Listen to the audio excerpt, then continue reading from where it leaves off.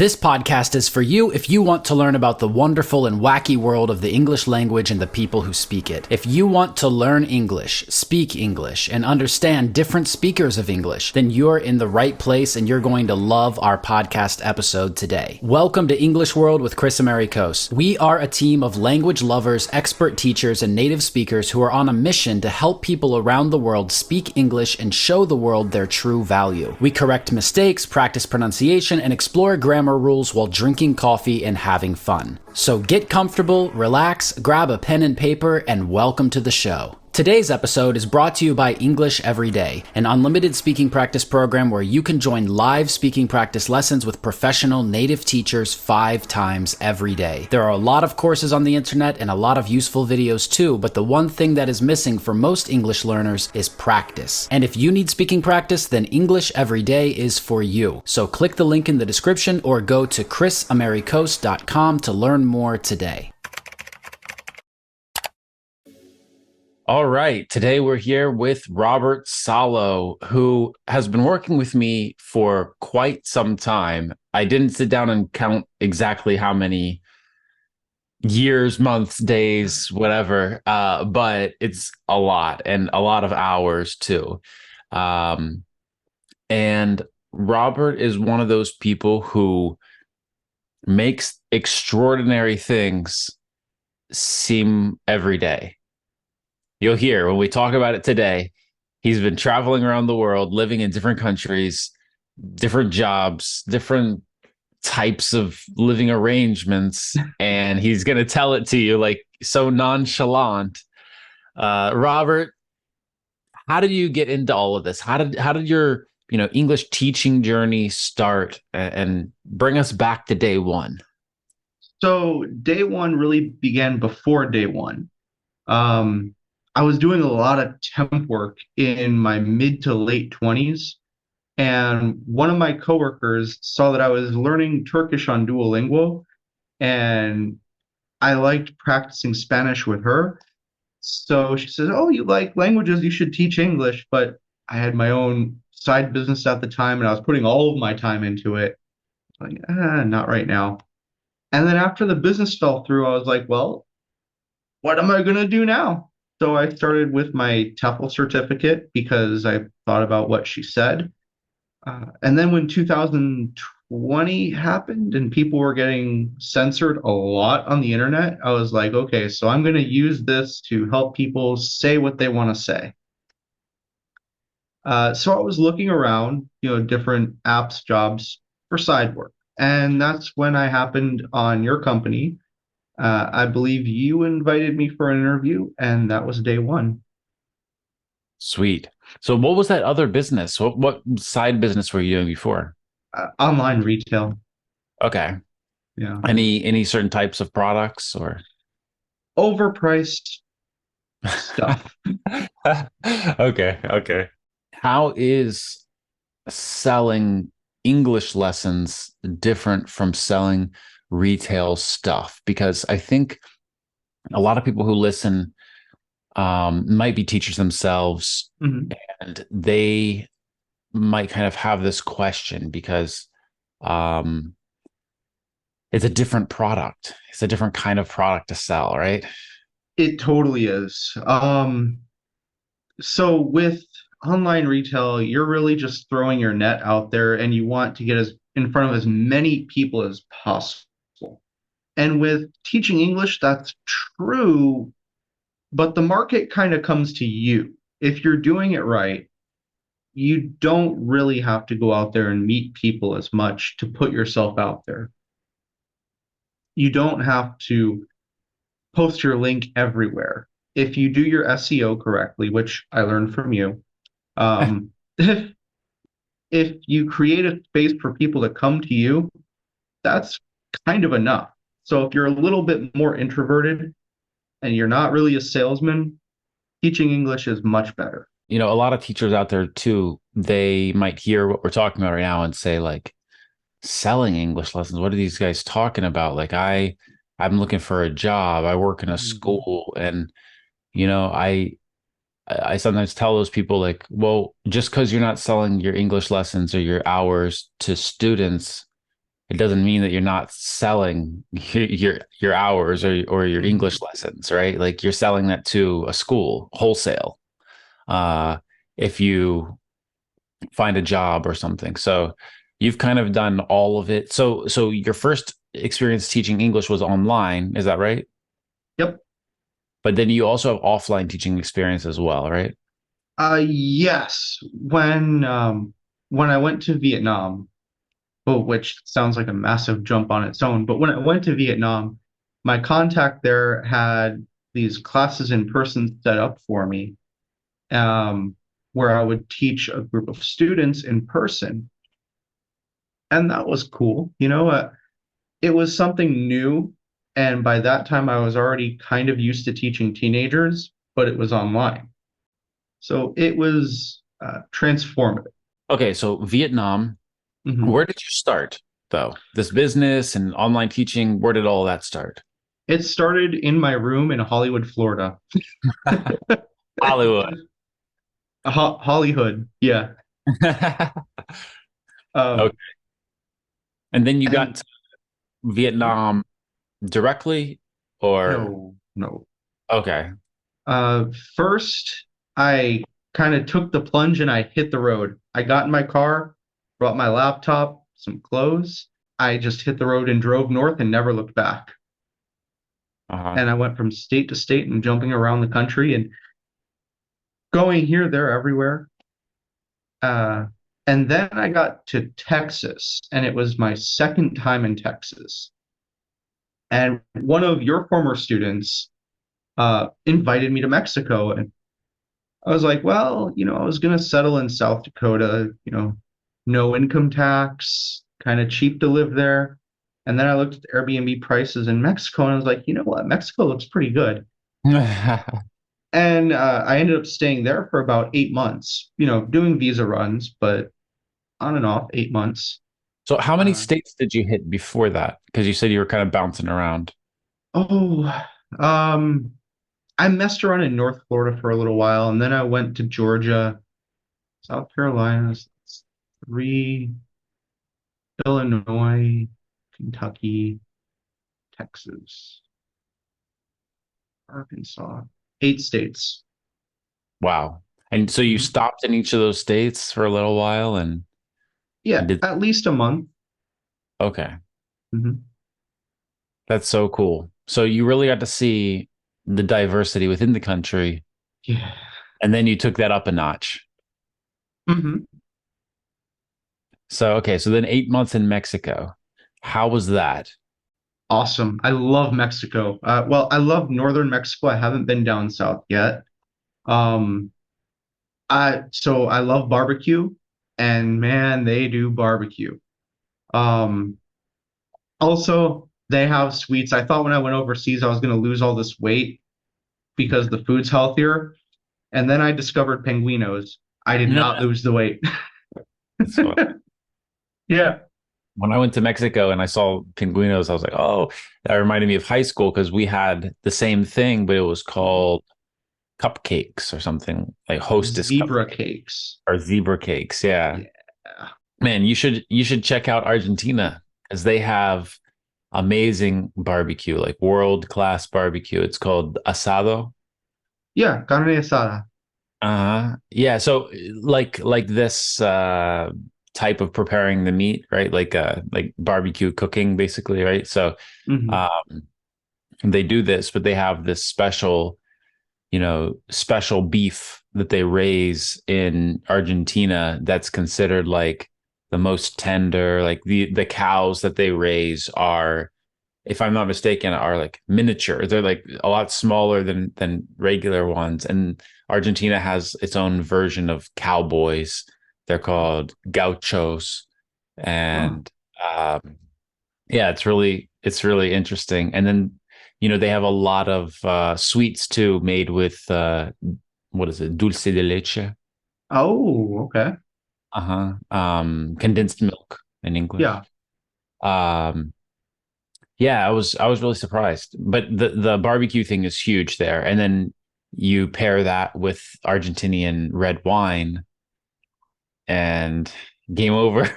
hmm So Mexico, you got to be in northern Mexico about 8 months. You really liked it. Great experience. And what about teaching there? Were you online, offline, and how was it maybe different teaching like that than in the States? So I was online still, Okay. but things were slowing down a little. So I started teaching on the side online also with some Mexican students, some Vietnamese students. Um, and so I was just packing my schedule. I didn't teach so much in person. My contact and I were handing out flyers in person. I'm not a salesman, like I said earlier, so that wasn't really my forte, but we tried it. Found plenty of students. We were going to have a thing where I would teach in person, but that didn't really work out. It's okay though. Okay. So you just ended up getting a lot of online students. Yeah. And that's where I got my first experience teaching teenagers. And that's a lot different from teaching adults, probably. Yeah. Yep. Were they motivated to be there? I would say so, some more than others. There was one kid, he really didn't want to learn it academically. He was a bit of a gamer. Uh-huh. So we would talk about things like video games for his practice, and I would sort of sneak in the grammar, just sort of. "Hmm." And his parents really liked that, and I ended up teaching his sisters too. Um, yeah, word of mouth works really well in Mexico. Did Mexico for about 8 months, then Vietnam. Yeah, yep. And so Um, how was that? Because not only were you on the other side of the world, but mhm. things probably work a little differently. Oh, yeah, it's a different planet, dude. Um, so it's around the holiday season. I had gone home to my family, and my contact in Vietnam says, "Hey, I have classes already set up who would love to have a native teacher. Um, I do have Moroccan teachers here who are on the way out. They're doing their own thing. I can set up a visa for you. I don't need your passport. I just need you to come by and you can apply here." And then I got there, it turned out they did need my passport, and that was a little uncomfortable. But, other than that, the people were very friendly. There was some bureaucracy to get through, but it wasn't that bad. It was like maybe a day's trip at worst, you know? Okay. So the passport thing, Yeah. they said that they didn't need your passport, but then when you arrived in Vietnam, they needed it. hmm Okay. Gotcha. And then the bureaucracy. Tell us a little bit about that. What's a Vietnamese So, bureaucracy in the English teaching space look like? so I had to get my approval letter and invitation letter before I went to the airport, Hmm. and that didn't work out. I had to stay a few nights in Dallas before I could even fly to Japan. So I had to have that squared away because I went from Miami to Dallas to Japan to Vietnam.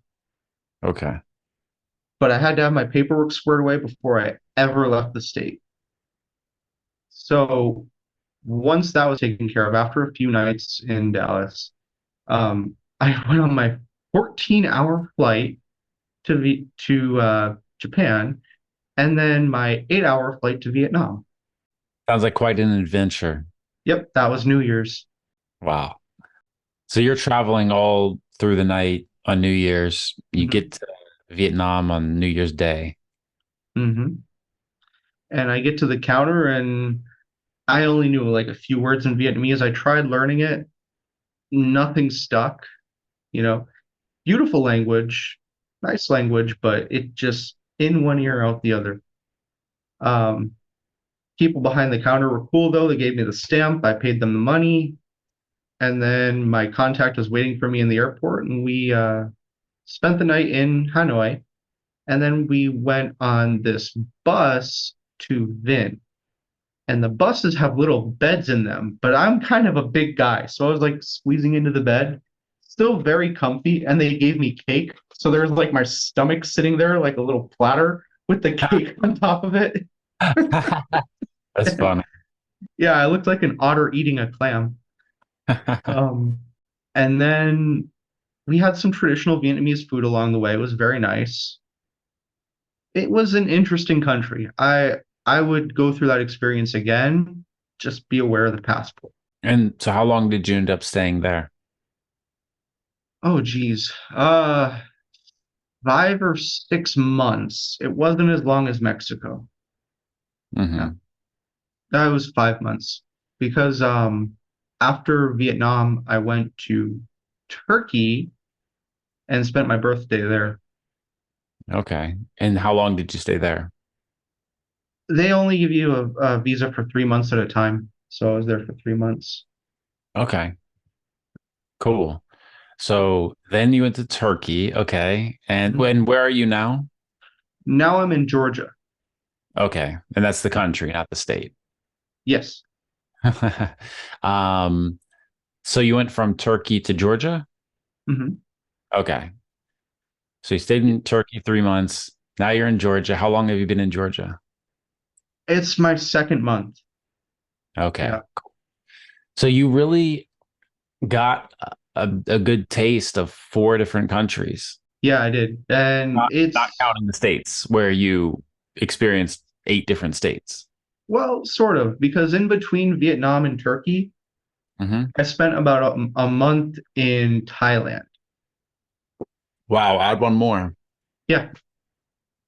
But I didn't really give Thailand the time or attention it deserved because the people were just really nice in Thailand. It was a lot like Mexico, Hmm. where how they were just always friendly, totally understood that I didn't speak Thai. I wish I did, but I'm so happy to go back. Okay.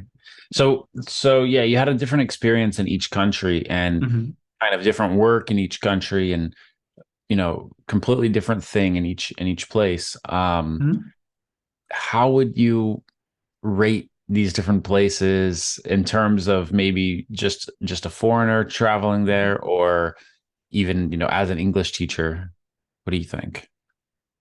Well, if you're going to any of these places for work, it's a totally different experience, which I generally don't.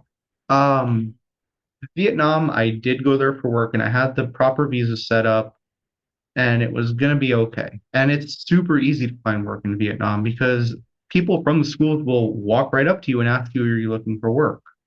You know, I see on all these different forums, all these different expat groups, oh no, you need a master's degree and you need a doctorate's degree to teach here, and oh, the pay is nothing and you won't be able to find any work.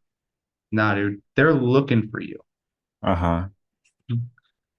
Now, whether or not they can sponsor you is a totally different story. You have to get right with the government. So this is mostly about working in the country, get your documents in order, Mhm.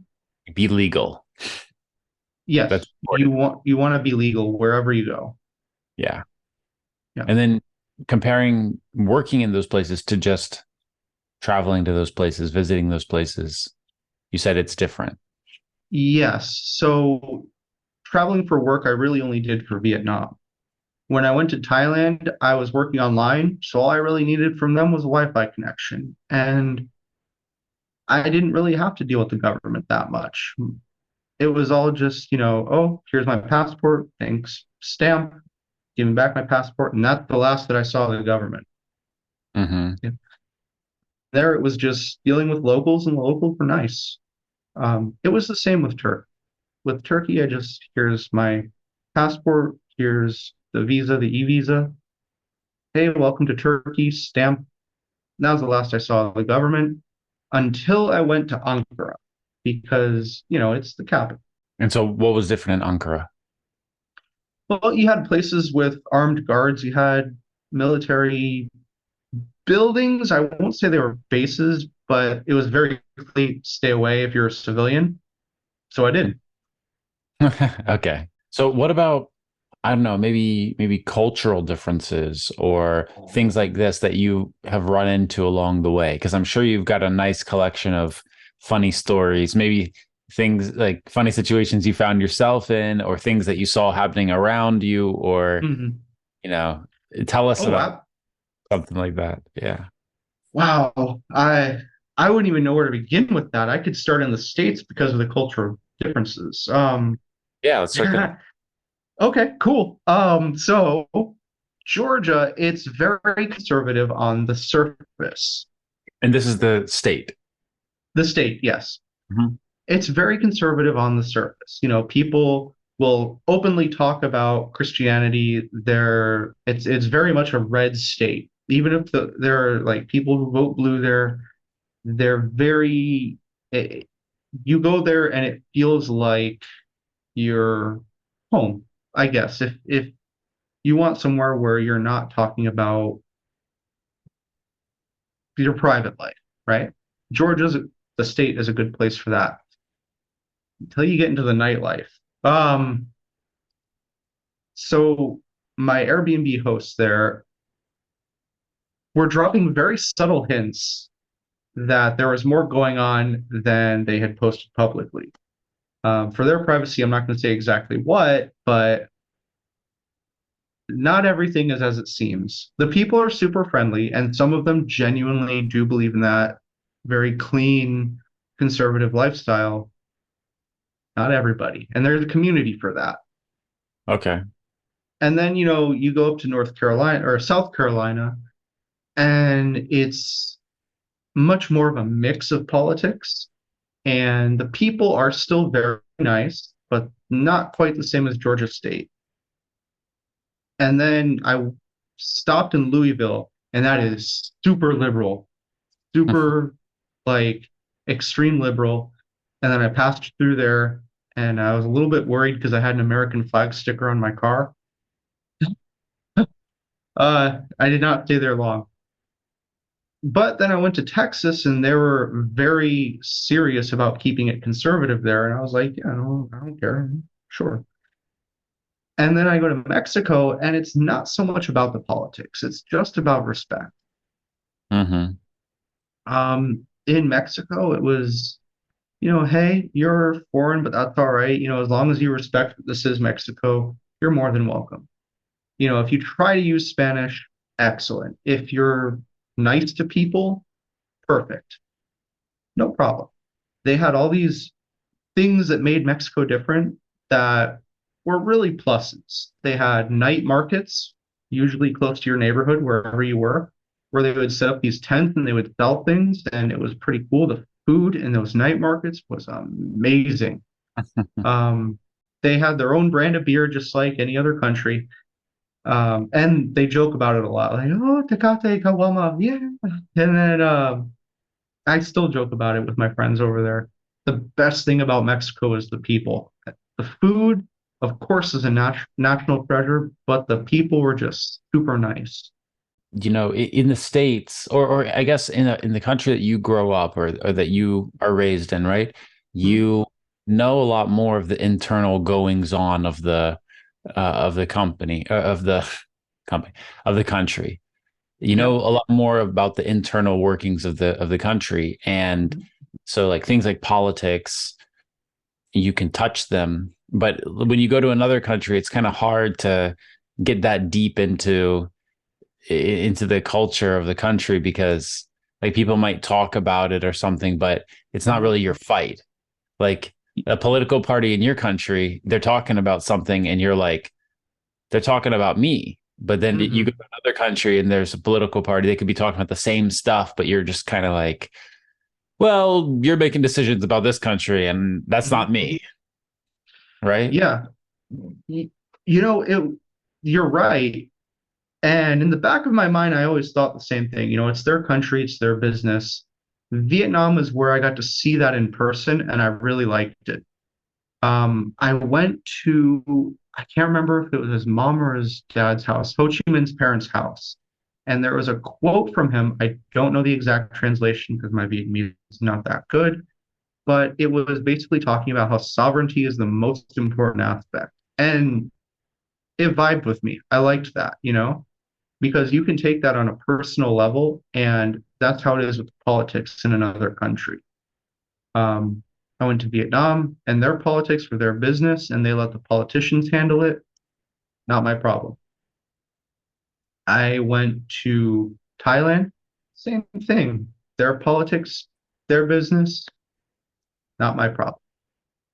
Turkey, they're very vocal about whether or not they like the government in place, but it's their government. It's their business. Hmm. Yeah, I remember when I went when I went to a few different countries, they would ask me, "Oh, what do you think about this person? What do you think about this Mhm. president? What do you think about this?" Right? So they always want to know what your opinion is about their leader.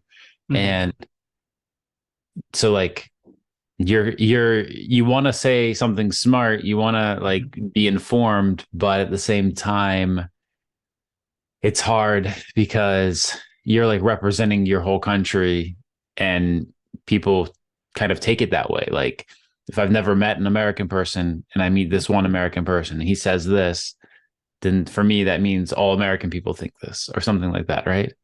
It does come out that way a lot. What I've found is that you want to get their take on that politician. And because the US is such a big country, we can usually compare it to a senator or a congressman or even one of our presidents. Be like, oh, he or she is kind of like this, or kind of like our guy. And their policies are very similar. This is what people thought of them at the time. Mm-hmm. And you can give an objective answer like that, and both of you walk away pretty happy. So just relate it back to your own personal experience. Yeah, Can't really it's a talk good. about theirs. Well, you can't because you're not them, you know. Somebody asked me about Ho Chi Minh and, being in Vietnam. They want respect. And he is kind of like the George Washington and the Thomas Jefferson and the Ben Franklin of Vietnam. So it's like a massive deal, but he's also like their Ataturk. He's also like all these other people who were the foundation of a country. And that's really how you can bring yourself together with the people, by making comparisons. Even though they might not be 100% accurate, it gives them a chance to build a bridge and walk across and meet you. Okay, so culturally, it was a lot different going from Mexico to Vietnam. What about Vietnam to Turkey, Turkey to Thailand, Thailand to Georgia? Well, from Vietnam to Thailand, it was very different. Um, Really? yes, there was a lot less bureaucracy because I wasn't going there for work. The people were still very welcoming, um, but it was more, I'm not sure how to put it.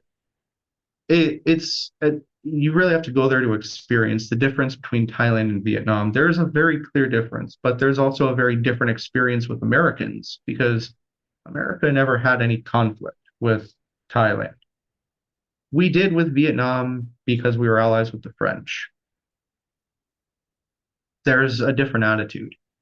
Now, from Southeast Asia to Turkey, that was a big change because now you're dealing with a whole different history, depending on your political views, a whole different continent. The people at the border in Turkey just wanted to do their job and go home. It wasn't like you know, they did their job well, but they weren't like super fixated on it where everything had to be perfect. As long as your documents were in order, welcome to Turkey. Hmm. And then when you deal with the people in Turkey, they really want you to feel welcome. Like Vietnam and Thailand, they do too, but they're also just people living their lives with their own culture, with their own identity. And in Turkey, hospitality is a massive part of their identity. It's super indicative of what it is to be Turkish. Um, if you ask any Turkish person, they'll tell you, oh, yeah, uh, when you come here, you don't even really need to leave the hotel because they have everything there. I'm just an Airbnb guy, so I do leave the Airbnb to go find what I want, but it's all there. And the people are happy to help you, just like in Vietnam or Thailand, but they're like super, oh my God, let me show you where this is. Uh, is there anything you're having trouble with here? Is there any questions that you have about Turkey? And you can generally ask everyone, and they're not too busy to help you. They're happy to do it. So very hospitable in Turkey. Enthusiastically, yeah. So that's an interesting point to compare too, because hospitality is a lot different in different countries.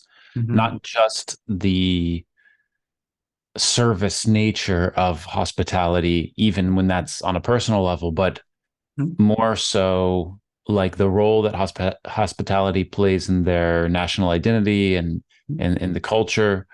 Um, I have I'll give my personal experience and then I'll ask about yours. Like living in Russia, I saw that hospitality, like the whole concept of hospitality was flipped on its head from what was in the States, Mhm. because in Russia, it was always about um, you need to be a good host. Mhm. So, like, people come to your house or to your party or whatever, and you need to entertain them. You need to Mhm. provide for them. You're the host, they're the guest. And this was very clear. Like, these roles were very Mhm. clear, very important. And in the States, it kind of felt like coming from the States, like growing up there as a kid and everything, it felt to me like, well, in the States, it's more important to be a guest than Mhm. a host. Like we have this concept of like the host provided the house, provided the Mhm. place. So the guests come and try to act very polite and they try to be a good guest. So like the focus is on being a good guest more than being a good host. And so like sure, when you come to someone's house, they might put out snacks, or sure, when you go to someone's house, you might bring a gift, or you might bring chocolates or a bottle of wine or so. Like that's kind of standard all over the place. But there's not this like big push in American culture where like, okay, I have guests in my house, and that means that I have to entertain. I have to dance around. I have to make sure they're happy. I have to make sure everyone has a drink right now without them asking. I have to make sure I've offered food 10 times, even if they said no. You know what I mean? Like Mhm. there's not this kind of hosting, at least, sure, I've seen it in the States too, but like we're generalizing, but overall, I felt like this was a lot different. And in Russian, they even have like a different way of talking about this. So like in English, we'll say, "Hey, do you want to come over to my house? You want to come over? Do you want to hang out? Do you want to stop by? Do you want to do something at my house?" Right? We'll describe this action that we're going to take at the house or Mhm. at the place. But in Russian, when you ask someone to come to your house, the role is clearly set, because you don't ask them, "Hey, do you want to just come over? Do you want to hang out? Do you want to come to my place?" You say, "Do you want to come in guest?" And basically, like as a guest. So you have to use this phrase to make it clear that this is your invitation to the hosting event. And so from the invitation, the moment of the invitation, the roles are already set in this. Someone's supposed to host, someone's supposed to guest. So if I'm a guest, I might show up with something small, but I know that there's food, there's drinks, there's entertainment waiting for me. And so like I come ready to feast as a guest. Mhm. Whereas in the States, it's more like I come to your house, and I think it's about this respect, right? Where do we apply respect, and who do we apply respect to in different situations? So in the Mhm. States, it felt more like as a guest, I'm approaching being super respectful, right? Like you've probably Mhm. seen a ton of times American people, like the host will say, "Hey, oh, do you want some food?" And, "Oh, no, I'm okay." "Are you sure? Are you sure?" "Oh, well, okay, I will." Like it's kind of polite to Mhm. say no at first, even if you want it. So like in different countries, this might be different. What's your experience around this topic? So I've been invited to someone's house in Mexico and Vietnam. In Mexico, what we did, it was very much reciprocal, like in the US, where if it's someone's birthday, of course you bring them a gift. If they're just coming to, or if you're just coming over to hang out, you might offer them, a drink, or, if you're having dinner, you would offer them a place at the table. And of course, you would make enough for everybody. They're very kind about that. It's not that they're crazy about it. It's that they're open to you about it. You're welcome. You're a friend. Come on in. The door's open. And I see that in a lot of different parts of Mexican culture where they're very welcoming people and they're ready for you much of the time. My neighbors, I would be walking down the street to just go to the OXXO to get something, and they're like, "Hey, you want some chicken?" Because they were barbecuing chicken in the front, and yeah, all the time, like a few times a week at least, I would be walking down the street and say, "Hey, you want some chicken?" And I'm kind of chickened out, but and it's polite to accept. And the food is so good, like all the time. It's so good, man.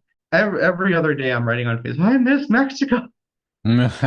Yeah, The- I went there for 2 weeks and got to do Christmas with a Mexican family and New Year's with them, and it was great. It was such a great experience. They were really hospitable, but at the same time, I understood that the people that I was with were kind of like in a higher class. Like they were doing some stuff that I felt like most people couldn't afford there. they And were living that San Pedro life. yes, exactly. Yep. Exactly. Um, so I felt like I didn't get the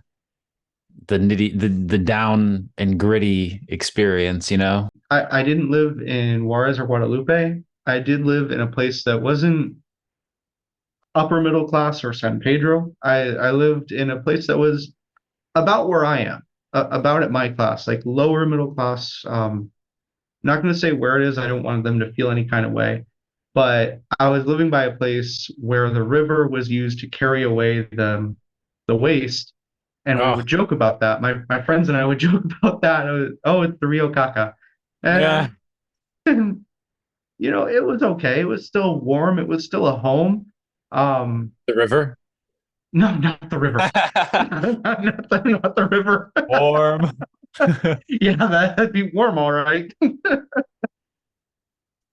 Get a nice fragrance going. Yeah. Mud Let's go bath. for a romantic walk by the river. Yeah. So okay, so hospitality in Mexico rather similar to the United States, we could say, I think, Mhm. and probably more hospitable coming You from American know, guys. compared to some places, yes. I would say it's a lot like how the American South prides themselves on hospitality. They're like that, but they want you to be involved with their family too. Yeah. Yeah, very family oriented. That's what I saw from my Yeah. experience ago too. Um, and then Vietnam. So how was that different in this way? Vietnam, they still wanted me to interact with their family and their family's friends, and I was invited to people's houses. They were very kind. They had food out. It was traditional Vietnamese food. It was very good.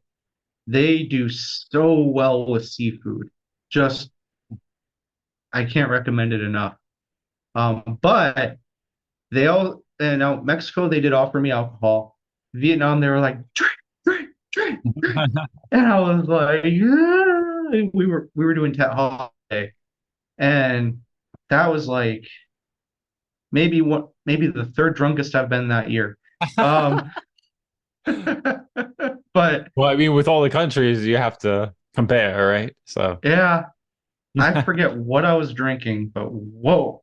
And we we had some fun with that. When they vacation, they know how to vacation. that's And we fun. were out in the countryside. It was awesome. It felt like I was visiting my uncle in Texas because Texans they also like to drink. And I was just drinking with their family and having a blast, you know? lots of really fun hospitality. A lot like Mexico in that way. It's less about the symbolism for the celebration. It's maybe not as much music. In Mexico, they really like their music. Vietnam, they have cultural music. It's very nice, but the focus is on getting together with the family and chatting. Whereas with Mexico, it's about getting together and having a lot of fun together and, you know, eating a lot of food and just, you know, it's it's a little bit different in Vietnam, and it's hard to get in there and describe it. Both of them are a lot of fun. Both of them they have alcohol, but wow, they want you to drink a lot in Vietnam, at least with my experience.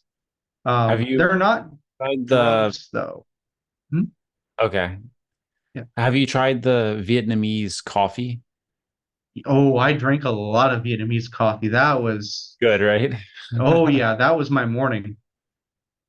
Yeah, I had one classmate in my master's degree program who was Vietnamese, Mhm. and she was this tiny, tiny little girl. Like if you saw her from a mile or from a distance, if you saw her from a distance, you probably think that she was like 9 years old, like she Mhm. was tiny.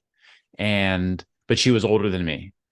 And we were in the same master's degree program. And one day she was like, "Oh, you have to go to this Vietnamese restaurant and order Vietnamese coffee if you've never had it." And I was like, "Yeah, I've never had it." So ordered it, and I was like, "Wow, this is so great." I'm not a big coffee Mhm. drinker to begin with, but it was just this Totally. special taste. You are? Oh yeah. Or maybe that's our next topic around coffee around the world then.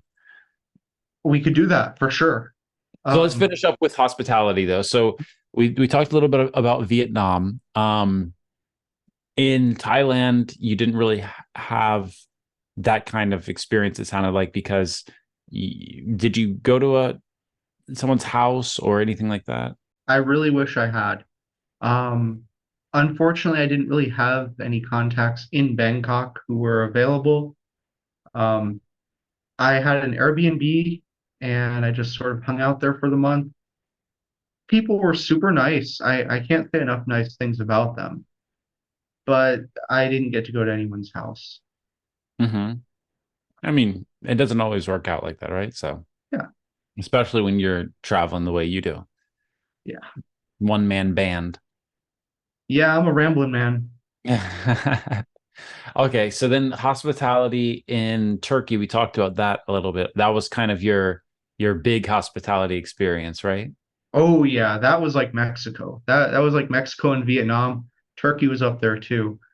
Um, I started out in Chile. I didn't know anybody there, but then I went to Üsküdar. Or no, I went to Karakoy, and my contact was in Üsküdar. Or no, my contact was in Umraniye. I was in Karakoy, Okay. and I was gonna go to Üsküdar, but we met up and we hung out and we partied at this one bar, and there were friends, and it was really cool. I came ready to pay for myself and possibly them, but no, they paid for everything. Um, and we were dancing and drinking. It was a lot of fun. Love the hospitality in Istanbul, which that's the province of where we were. Uh-huh. Very friendly. And then I went down to Ankara and I met with Ozge and her family, and we went out to eat twice, if I remember correctly. Also very friendly, like Mexico, very family oriented, very kind. Another question that some people might have too is, the question of religion, because moving through these different countries, you're kind of coming into contact with different religious groups who might have some different values and or Mhm. maybe the same values that are just expressed in a very different way. And so like Mexico is mostly Roman Catholic, right? Well, I wouldn't even go as far as to say Roman, but definitely Catholic. Okay. Yeah. Mostly Catholic. And then we get to Vietnam, and this is mostly Buddhist? No, No. no. Vietnam is non-religious, but with some spiritual aspects. Okay. So, like in our country, the liberals are spiritual but not religious. It's kind of like that in Vietnam, Okay. but the overtone isn't like Christian or New Age. It's Buddhist. The overtone is Buddhist with Okay. some Christian elements because of the Frenchies. So traditionally it's Buddhist, but Yeah. communism stomped out religion and or maybe not even that. Well, I don't even know that it was that.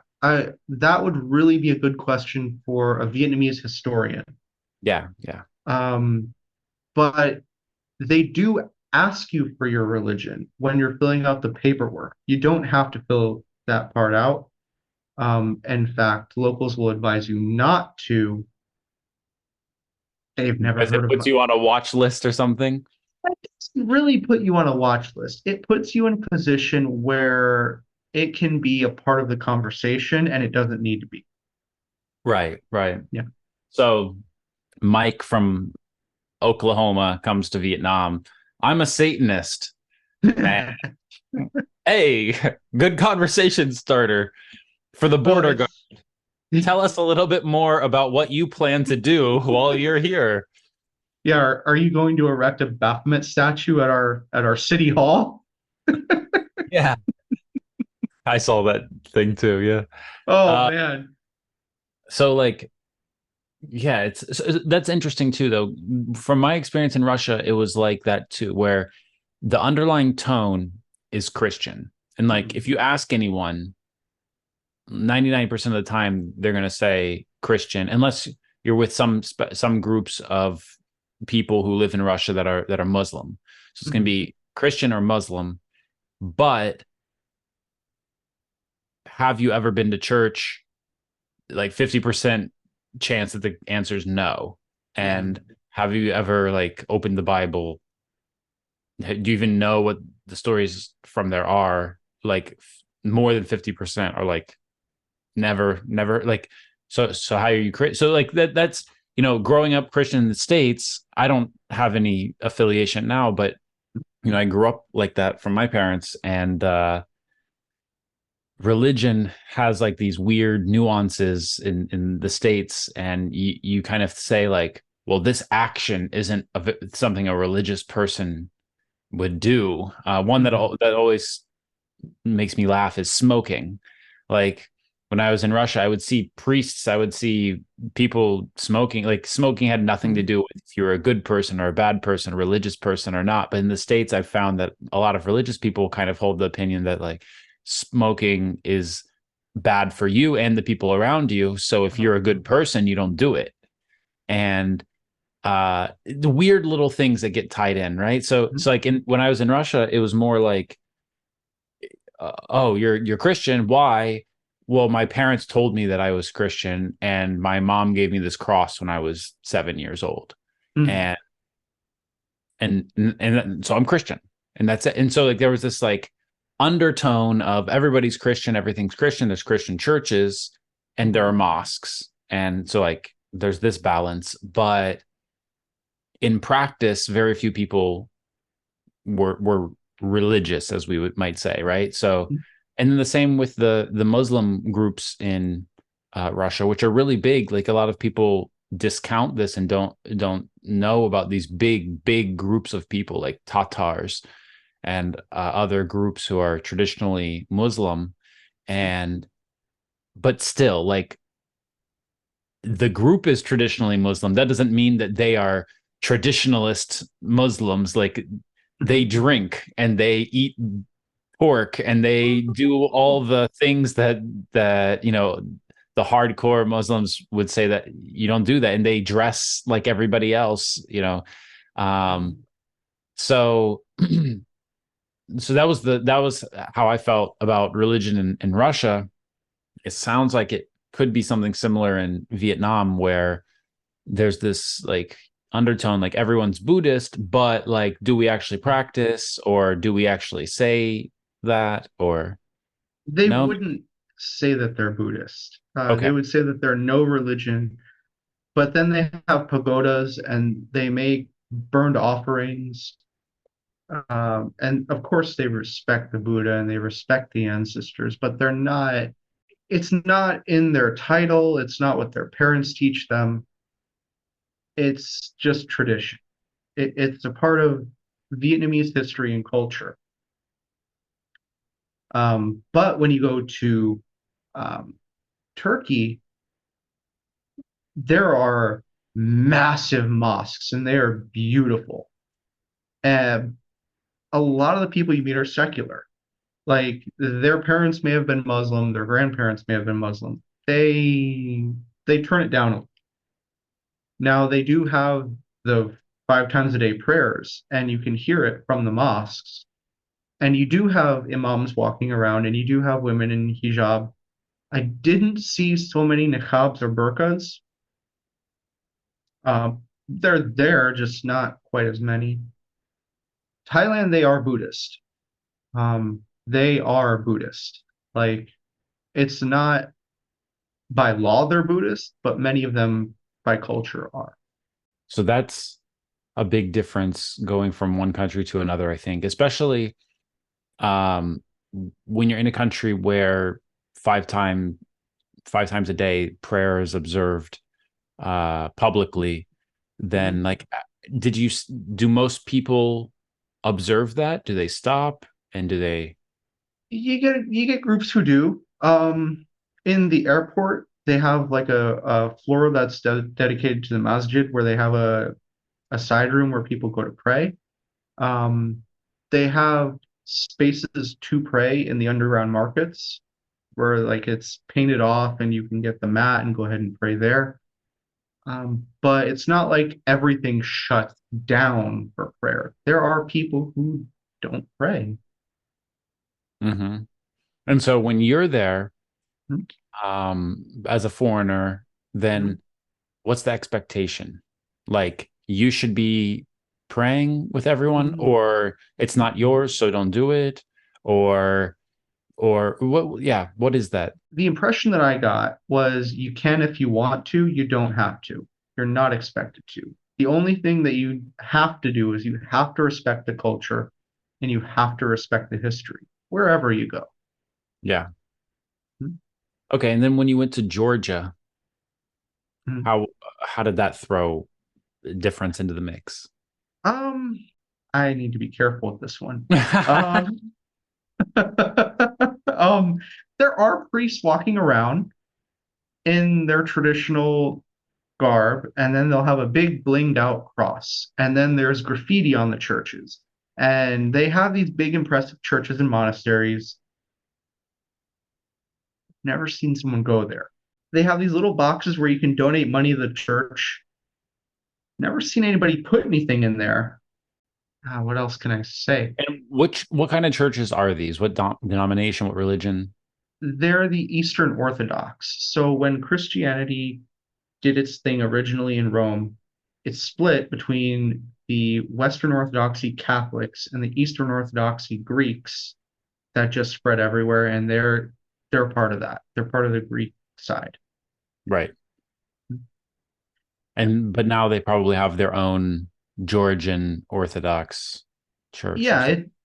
well, the Eastern Orthodox, it's relative to a region. So, for example, if you're in Egypt, you have the Coptics, who are technically Eastern Orthodox.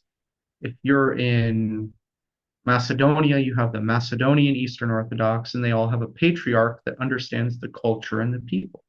Yeah. Okay, so that's religion. That's the topic that a lot of people don't like to talk about, but we did. So boom, Mhm. that's checked off the list. Yeah, Uh, what about coffee? I mean, depending on your religion, for me, I'm a pantheist, so it's the God's gift to the world. Robert, life is hard. Here it is. So coffee is part of your religion. Oh, I wish. But okay, the experience of coffee or different types of coffee in different places. We talked a little bit about Vietnamese coffee. Mhm. United States coffee, I mean, it comes from everywhere else. I think it's been at least the product of it has been exported all over the country, all over the world, like No, Starbucks, things like that. Seattle, no. I did do some business in Seattle, and Seattle coffee is artisanal. It's its own thing. Okay. Um, but I mean, it's such a big country. Of course, there's going to be somewhere where coffee's a thing. Okay. So Mexico, was coffee different or the same? About the same. Okay. And then Vietnam, they have their own coffee. So it was Yeah. different. So when you go to order, a lot of students and people who come from other countries to the United States the first time find it really frustrating or confusing, especially if they're in southern states where it's hotter. When they go to Dunkin' Donuts or someplace to get a coffee, Starbucks or whatever, and they say, I want this coffee, and the person asks if they want ice. Hmm. You want iced coffee?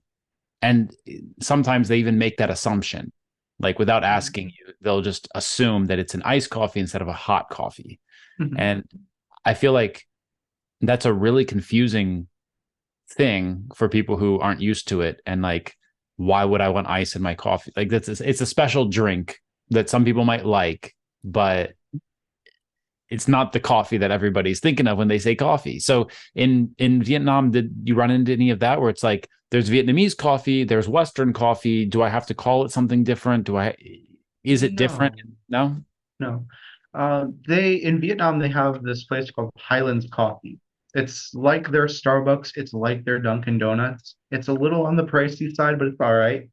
You can get iced coffee there. You'll usually get it with boba, but not always. You can get it in flavors just like the US. No worries. Uh-huh. But so if you go there and you ask for a coffee, Mhm. the first thing is a Western coffee or a Vietnamese coffee that they're gonna assume. Yeah, they'll assume you want an Americano, which is a hot American style coffee. If Yeah. you ask for Vietnamese coffee, then they'll give you Vietnamese coffee. Hmm. But you're in Vietnam, so you just say coffee, right? No, you would say I would like it Vietnamese style. Oh, okay. Mhm. And then Turkey. Any differences in coffee there? Oh, yeah. So they have a special way of making coffee. And if you want traditional Turkish coffee, which is very strong but very good, you say bir Türk kahve. And then they'll give you Turkish coffee, which is special brewed, totally different. It's got like a little bit of ground at the bottom, and you would chase it with tea just like you would in Vietnam. Oh, But really? the taste is different though. You'll have to go a little more in depth on that because I'm not familiar with that. So you have to chase your coffee with tea. Hmm. Green, black, what? It's like this red herbal tea. Okay. In Vietnam, I never did chase it with tea. Like I tried it, but my thing was just no, I'll take it as hard as it comes, no problem. I got this. In Turkey, I was like, maybe I don't got this. I'm gonna chase it with something. Okay. Yeah. Cool. And then Georgia. Any coffee differences there? Nah. No, it's just like Western coffee. Yeah, it's just like Western coffee. You can get Turkish coffee, but it's not Turkey. Well, we really talked about a lot of different topics about the places that you've been, and I feel like we all got to kind of go on this trip with you during this episode. So, Robert, tell everybody how they can find you. So what you do is you make a wish. You say my name 3 times in a mirror, and if you hear, that's when I appear. Oh, no, I'm on Facebook. I'm just got onto Instagram, and if you're in Vietnam, I'm on Zalo. Okay, cool. And so they can just find you, Robert Salo, all those places. We'll also put the links under this episode. So if you're watching or listening, then the link is in the description. So you can find Robert and you can ask him about these amazing adventures. And hey, who knows? Maybe his next adventure will lead him to your doorstep. Totally possible, right? Absolutely. Thank you so much for your time, Robert. It was great chatting. Thanks for having me. Thank you for tuning in to English World with Kris Amerikos. Now it's your turn. Don't just listen to English, speak English with us every day. Join our English Everyday speaking program today. See you in the next episode. Bye bye.